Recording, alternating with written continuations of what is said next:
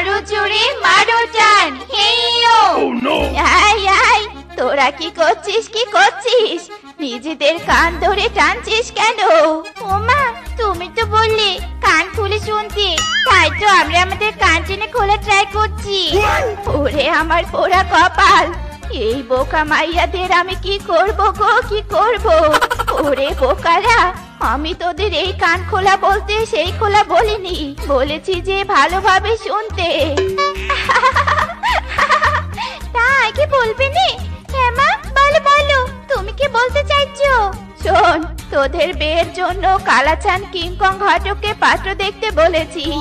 ওই ঘটক বেটা পাত্র পেয়েছে, সেই পাত্র কিনা তোদের একসাথে তিনজনকে বিয়ে করবে। ও মা গো মা, আমাদের বিয়ে হবে? কি মজা, কি মজা! কত লাফালাফি করার কিচ্ছু নেই, বিয়ের আগে তো তোদের কাজকর্ম কিছু শিখতে হবে তো নাকি? যা যা, আজ তোরা রান্না করবি, যা যা রান্নাঘরে যা।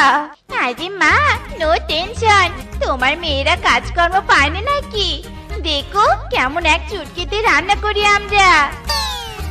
যাক বাবা, তিনটা মেয়েকেই রান্নাঘরে পাঠাতে পেরেছি, এবার তিন বলদ মেয়েকে একসাথে এই বাড়ি থেকে বিদায় করতে পারলেই বেঁচে যায়।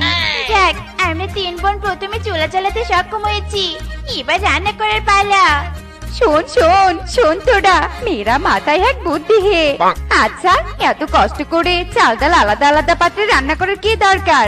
তার বদল যদি আমরা একজন করে জ্বলন্ত চুলার উপর বসে চাল ডাল গিলে খাই, তবে তো পেটের মধ্যে সবকিছু সিদ্ধ হয়ে যাবে, কষ্ট করে খেতেও হবে না, কষ্ট করে আলাদা আলাদা পাত্রে রান্নাও করতে হবে না, পেটে খাবার তাড়াতাড়ি হজম হয়ে যাবে। বাবা রে রূপা, তোর মাথায় তো হেপি বুদ্ধি।